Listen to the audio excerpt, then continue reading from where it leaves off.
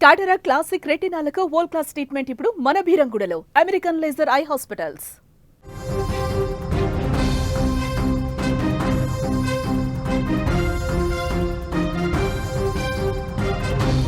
మొదలైంది పాకిస్తాన్లో దిబ్బిడి మొదలైంది.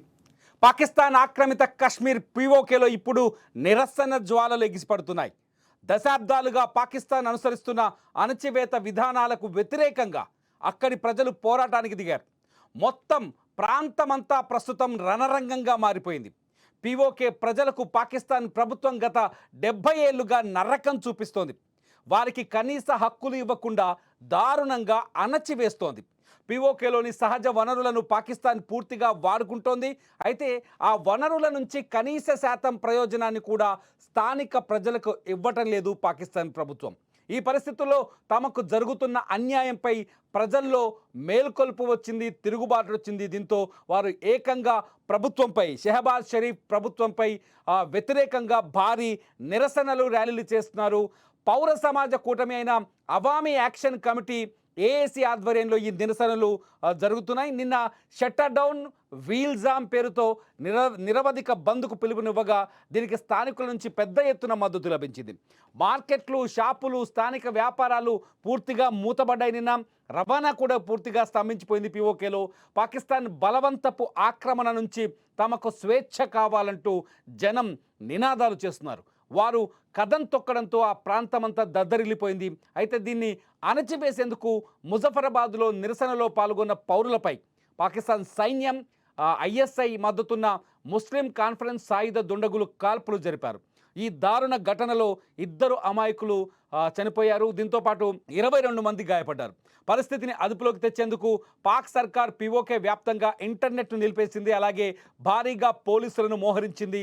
పొరుగున ఉన్న పంజాబ్ ప్రావిన్స్ నుంచి వేలాది మంది సైనికులను, ఇస్లామాబాద్ నుంచి మరో 1000 మంది జవాన్లను ఆందోళనను అదుపు చేయడానికి పీఓకేకి పంపింది. ప్రస్తుతం అక్కడ పరిస్థితులు మనం స్క్రీన్లో చూస్తున్నాం. పీఓకే ప్రజలు తమకు అన్యాయం జరుగుతుందంటూ మొత్తం 38 డిమాండ్లను పాకిస్తాన్ ప్రభుత్వం ముందు పెట్టారు. వీటిలో ప్రధానంగా గోధుమ పిండిపై సబ్సిడీ ఇవ్వాలని డిమాండ్ చేస్తున్నారు. అలాగే మంగ్లా జల విద్యుత్ ప్రాజెక్టు ఆధారంగా విద్యుత్ ఛార్జీలను తగ్గించాలని కోరుతున్నారు.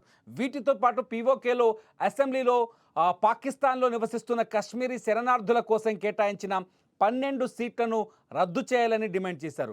ఈ సీట్ల వల్ల స్థానికులకు తీవ్ర అన్యాయం జరుగుతోందని ఆరోపిస్తున్నారు. ఈ డిమాండ్లపై ఏసీసీతో పాక్ సర్కారు చర్చలు జరిపినా అవి సఫలం కావట్లేదు. దీంతో ఏసీసీ తమ ఆందోళనను మరింత ఉధృతం చేసింది. ఈ పరిస్థితుల్లో పీఓకే ప్రజలు పక్కనే ఉన్న భారతదేశాన్ని చూసి తీవ్రంగా కుమిలిపోతున్నారు, బాధపడుతున్నారు. పక్కనే ఉన్న మన జమ్మూ కాశ్మీర్ రాష్ట్రంలో ప్రజలు అనుభవిస్తున్న స్వేచ్ఛ, అభివృద్ధిని చూసి వారు ఆవేదన చెందుతున్నారు.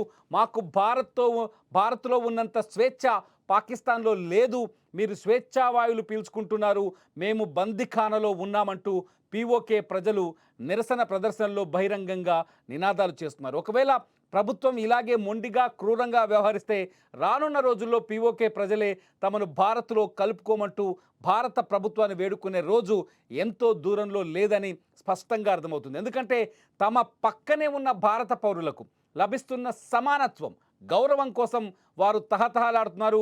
తమ ఆంక్షలు నెరవేరే వరకు ఈ తిరుగుబాటు ఆగదు అని నిరసనకారులు గట్టిగా చెప్తున్నారు. మొత్తానికి పీఓకే ప్రస్తుతం అల్లకల్లోలంగా కనిపిస్తుంది. పాకిస్తాన్ నసీబ్ సరిగా లేదని స్పష్టంగా అర్థమవుతుంది.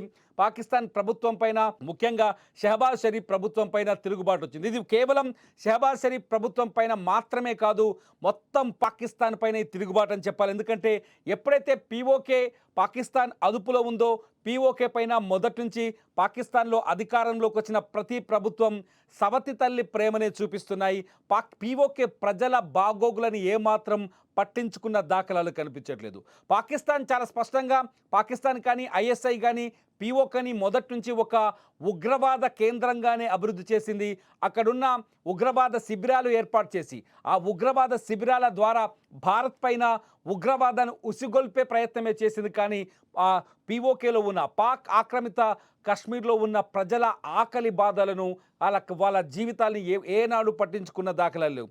జైసే మహమ్మద్ కావచ్చు, లష్కరే తొయిబా కావచ్చు, హిజ్బుల్ ముజాహిద్దీన్ కావచ్చు, ఇటువంటి ఉగ్రవాద సంస్థలు ఇవాళ పహల్గామ్లో దాడి చేసిన టిఎన్ఎఫ్ లాంటి పహల్గామ్లో దాడి చేసిన ఉగ్రవాద సంస్థ కూడా ఇటువంటి ఉగ్రవాద సంస్థలకి కేంద్రంగా మారింది పీఓకే. నిజానికి పీఓకేలో ఉన్న కశ్మీరీలు భారత్లో కలవాలనే ఆశతో ఉన్నారు చాలా రోజులుగా.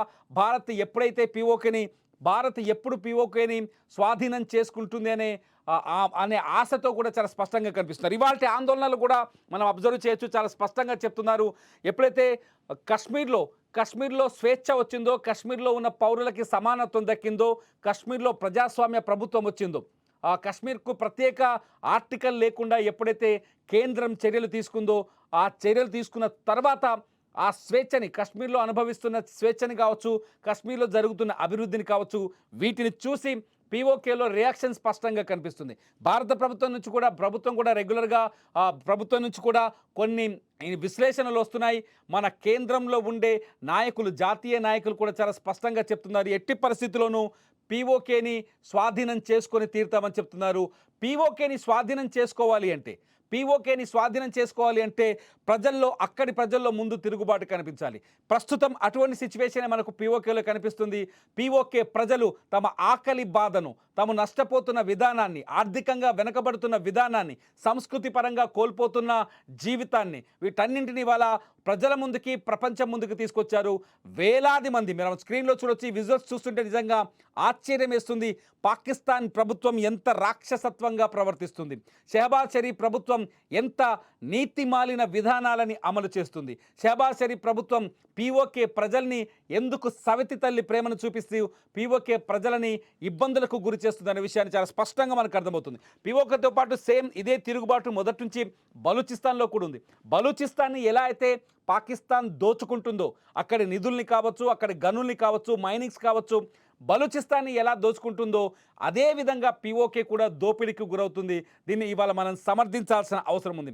పీఓకే ప్రజల వైపు భారత్ కూడా నిలబడే అవకాశం ఉందా అనేది ఇప్పుడు ఆలోచిస్తాను. మొత్తానికి పీఓకే ప్రజలు కోరుకుంటుంది స్వేచ్ఛ, సమానత్వం. పీఓకే ప్రజలు ఇది ఇలాగే కొనసాగితే పీఓకే పైన భారత్ ఖచ్చితంగా, వీళ్ళు కశ్మీరులు మన భారతీయులు, మన భరతమాత ముద్దు బిడ్డలే. ఒక మాటలో చెప్పాలంటే పీఓకే ప్రజలు మన భరతమాత ముద్దు బిడ్డలే. పీఓకేని పాకిస్తాన్ ఐఎస్ఐ తమ ఉగ్రవాద కార్యకలాపాలకు మాత్రమే వాడుకుంటుంది. అక్కడ మనుషులు చనిపోయినా పట్టించుకున్న పాపన పోవట్లేదు పాకిస్తాన్ ప్రభుత్వం. మన భరతమాత ముద్దు బిడ్డలు ఇవాళ పీఓకేలో ఆ తీవ్రమైన సమస్యలతో, ఆందోళనలతో, ఆవేదనతో ర్యాలీలు తీస్తున్నారని చెప్పాలి. పీఓకే భారత్లో కలవాలని మనమందరం కోలుకోవాలి. మీరేమనుకుంటున్నారు? భారత్లో ఈ ఆందోళనలు, పీఓకేలో కొనసాగుతున్న ఈ ఆందోళనలు భవిష్యత్తులో పీఓకే భారత్లో కలిసేందుకు అవకాశంగా మారుతాయని మీరు భావిస్తున్నారా? పాకిస్తాన్ ప్రభుత్వంపై వ్యతిరేకత కాదు, భారత్లో కలవాలనే ఆశతోనే ఈ ర్యాలీలు మొదలయ్యాయని మీరు ఆలోచిస్తున్నారా? మీ అభిప్రాయాన్ని, పీఓకే పైన మీ అభిప్రాయాన్ని ఈ వీడియో కింద కామెంట్ చేయండి. లైవ్ అప్డేట్స్ కోసం చూస్తూనే ఉండండి సుమన్ టీవీ డిజిటల్ లైవ్, అట్లాగే సుమన్ టీవీ లైవ్.